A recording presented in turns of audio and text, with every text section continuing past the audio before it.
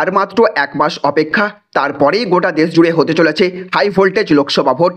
আর এই লোকসভা ভোট যতই এগিয়ে আসছে ততই একের পর এক বড় বড় প্রকল্প, সুখবর, নিয়মের ঘোষণা করেই চলেছে কেন্দ্র সরকার এবং রাজ্য সরকার। আজও নতুন করে মুখ্যমন্ত্রী মমতা বন্দ্যোপাধ্যায়ের তরফ থেকে লক্ষ্মীর ভাণ্ডার প্রকল্পে এক বিরাট বড় নিয়মের ঘোষণা করা হলো। যারা এই মুহূর্তে লক্ষ্মীর ভাণ্ডার প্রকল্পের টাকা পাচ্ছেন কিংবা যারা নতুন করে আবেদন করবেন, তাদের সকলের জন্য লক্ষ্মীর ভাণ্ডার প্রকল্পে নতুন নিয়ম জারি করা হয়েছে।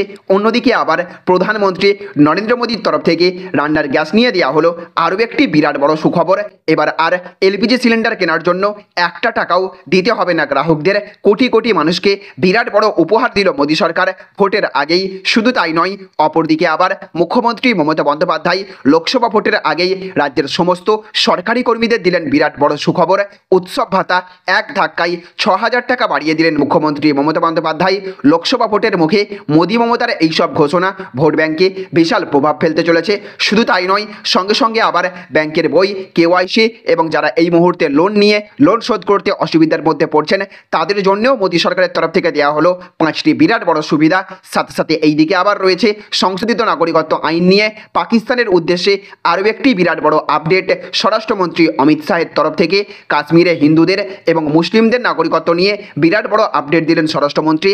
একই সাথে কোন কোন রাজ্যে এই আইন জারি করা হবে, কোন কোন মানুষদেরকে নাগরিকত্বের জন্য আবেদন করতে হবে, বিস্তারিত জানিয়েছেন স্বরাষ্ট্রমন্ত্রী অমিত শাহ। সুতরাং সব মিলিয়ে বেশ কয়েকটা সুখবরের সঙ্গে সঙ্গে রয়েছে বেশ কয়েকটি নিয়ম যা কিনা প্রত্যক্ষ এবং পরোক্ষভাবে আপনার জন্যও লাগু হতে চলেছে। সব মিলিয়ে দেশবাসী এবং রাজ্যবাসীর জন্য রয়েছে 7টি একের পর এক বিরাট বড় বড় আপডেট। তো আজকের ঘোষণার ফলে ঠিক কোন কোন ক্ষেত্রে আপনি লাভবান হতে চলেছেন, প্রত্যেকটি আপডেট আপনার ওপর কিভাবে প্রভাব ফেলবে, সমস্ত কিছুই আমরা আজকের এই ভিডিওতে বিস্তারিতভাবে জেনে নেব। আর এই ভিডিওটি শুরু করার পূর্বে আপনাদের কাছে ছোট্ট একটা রিকোয়েস্ট রাখবো, অবশ্যই এই ভিডিওটিতে এক্ষুনি একটা লাইক করে দেবেন এবং জনস্বার্থে ভিডিওটিকে দেখার পর প্রচুর পরিমাণে শেয়ার করবেন। আর আমাদের চ্যানেলে আপনি যদি নতুন হয়ে থাকেন তাহলে অবশ্যই আমাদের চ্যানেলটিকে সাবস্ক্রাইব করে রাখবেন। আর আপনি যদি এই ভিডিওটি ফেসবুক থেকে দেখে থাকেন তাহলে অবশ্যই আমাদের পেজটিকে ফলো করবেন।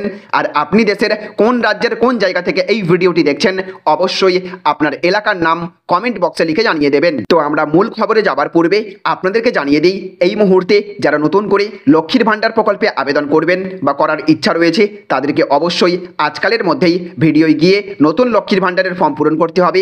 কারণ ইতিমধ্যেই লোকসভা ভোটের দিনক্ষণ ঘোষণা হওয়ার পরেই নির্বাচনী বিধি লাগু হয়ে যাবে। আর ভোট বিধি লাগু হয়ে গেলে কোনো মানুষই আর সরকারের কোনোরূপ প্রকল্পের সুবিধা পাবেন না। তাই আগেভাগে আপনাকে এই লক্ষ্মীর ভাণ্ডার প্রকল্পে আবেদন করে রাখতে আপনাকে অবশ্যই ভিডিওয় গিয়ে আবেদন করতে হবে। তো দেখুন, এখানে বলা হচ্ছে রাজ্য সরকারি কর্মীদের উৎসব ভাতা বাড়ল, কারা কত পাবেন বিজ্ঞপ্তি দিয়ে জানালো নবান্ন। তো রাজ্য সরকারি কর্মচারীদের জন্য সুখবর, রমজান মাসে বড় ঘোষণা করলো রাজ্য সরকার, বাড়ল সরকারি কর্মচারীদের উৎসব ভাতা। এবার উৎসব বোনাস 5300 টাকা থেকে বাড়িয়ে 6000 টাকা করা হলো। অর্থাৎ সরকারি কর্মীদের 700 টাকা ভাতা বাড়ালো মমতা বন্দ্যোপাধ্যায়ের সরকার। গত কয়েক বছর ধরেই এই উৎসব বোনাস বাড়াচ্ছে রাজ্য সরকার, চলতি বছরেও সেই ধারাবাহিকতা বজায় রইল। 2023 সালে সরকারি কর্মীদের 10% কিছুটা বেশি ভাতা বেড়েছিল, আর এবার 13% বেশি উৎসব ভাতা বাড়ালো সরকার। নবান্নের তরফে বিজ্ঞপ্তি দিয়ে জানানো হয়েছে যে সকল সরকারি কর্মীদের বেতন 42,000 টাকার নিচে তারাই এই ভাতা পাবেন। এদিকে আবার আজকের আরও একটি বড় খবর, হোলিতে এলপিজি সিলিন্ডারের জন্য টাকা দিতে হবে না, কোটি কোটি মানুষকে বড় উপহার দিল মোদী সরকার। তো প্রধানমন্ত্রী উজ্জ্বলা যোজনা দেশের কোটি কোটি সুবিধাভোগী গ্রহণ করছেন। এই যোজনার উদ্দেশ্যে নারীদের ক্ষমতায়ন করা। যোজনা শুরু হওয়ার পর গ্রামীণ এলাকায় নারীরা চুলায় রান্না করা বন্ধ করে এলপিজি গ্যাস ব্যবহার করা শুরু করেছেন। এবার এই হোলি উৎসবে উত্তরপ্রদেশ সরকার রাজ্যের প্রায় 1,75,00,000 যোগ্য পরিবারকে বিনামূল্যে এলপিজি সিলিন্ডার রিফিল প্রদান করার ঘোষণা করেছে। এই উদ্যোগটি প্রধানমন্ত্রী উজ্জ্বলা যোজনার অধীনে চালু করা হয়েছে। এর লক্ষ্য হলো রাজ্যের সকল পরিবারকে রান্নার জন্য পরিষ্কার জ্বালানি সরবরাহ করা। আসলে প্রধানমন্ত্রী উজ্জ্বলা যোজনার সুবিধাভোগীরা মার্চ 2024 পর্যন্ত 2টি ফ্রি গ্যাস সিলিন্ডার পাওয়ার কথা ছিল। একটি তারা দীপাবলির সময় পেয়েছে, আবার হোলির সময় তারা দ্বিতীয় সিলিন্ডার বিনামূল্যে পাবেন। তবে এর জন্য তাদের কেওয়াইসি করতে হবে।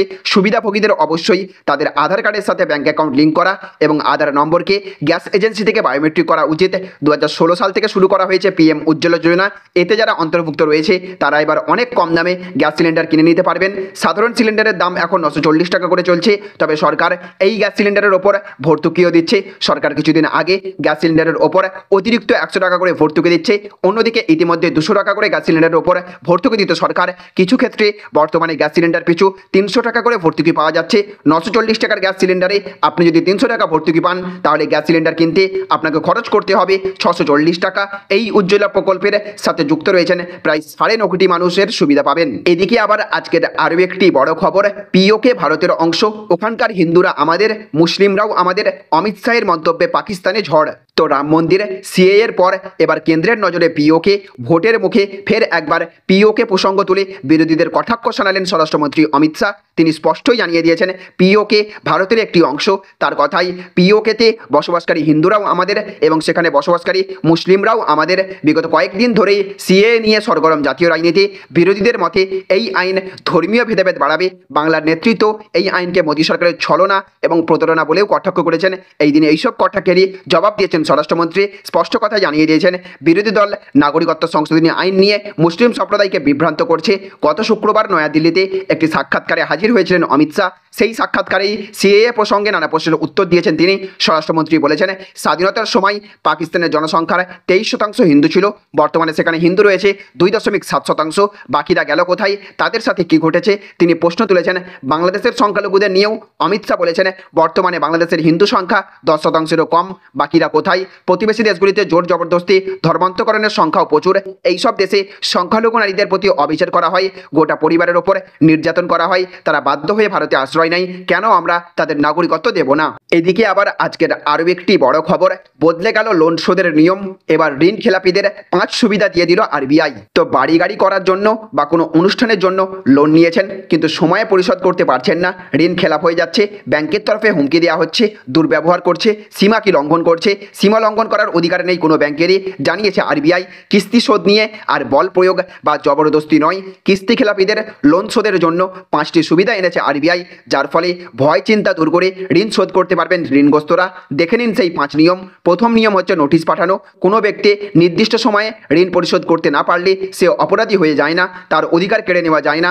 ব্যক্তির উপর জবরদস্তি বা খারাপ ব্যবহার করা উচিত নয়। এক্ষেত্রে পূর্বের টাকা পুনরুদ্ধারের জন্য ব্যাংকের তরফে ঋণ খেলাপিদের কাছে নোটিশ পাঠাতে হবে। ঋণ পরিশোধের জন্য আরও বেশ কিছুদিন সময় দিতে হবে। তারপরে হচ্ছে বন্ধক সম্পত্তি বাজেয়াপ্ত করা হবে। আরবিআইয়ের নির্দেশিকায় এটাও জানানো হয়েছে যে ঋণ গ্রহীতারা নির্দিষ্ট সময়ে ঋণ পরিশোধ করতে পারছে না মানেই যে তাদের উপর চাপ সৃষ্টি করতে হবে তা নয়। ব্যাংকগুলিকে নির্দিষ্ট পদ্ধতি মেনে চলতে হবে। তাদের টাইম পেরিয়ে যাবার পর নোটিশ পাঠাতে হবে। সেই নোটিশের প্রত্যুত্তরেও যদি ঋণ গ্রহীতারা ঋণ খেলাপ করে, সেক্ষেত্রে আইনত অধিকার অনুযায়ী ঋণ সুরক্ষার্থে বন্ধক সম্পত্তি বাজেয়াপ্ত করতে হবে। তারপরের পদ্ধতি হচ্ছে সম্পত্তি বিক্রি করতে হবে। নিয়ম অনুযায়ী কোনো ব্যক্তি যদি টানা 90 দিন লোন পরিশোধ করতে না পারে, তাহলে তার পারফর্মিং অ্যাসেট এনএপি হয়ে যাবে। এর ফলস্বরূপ 60 দিনের একটি নোটিশ জারি করা হয় ব্যাংকের তরফে। তারপরেও যদি ঋণ গ্রহীতারা লোন পরিশোধ করতে না পারে, তাহলে ব্যাংক সেই বাজেয়াপ্ত সম্পত্তি বিক্রি করতে পারে। তারপরে হচ্ছে সম্পত্তির ন্যায্য মূল্য। আরবিআইয়ের নিয়মে নোটিশ পাঠানোর 60 দিনের মধ্যে ঋণ খেলাপকারীরা লোন পরিশোধ করতে না পারলে ব্যাংকের তরফে সম্পত্তি বিক্রি করার অধিকার রয়েছে। তবে তার জন্য আরও 30 দিন লোন পরিশোধের সুবিধা পাবেন ঋণ খেলাপিকারীরা।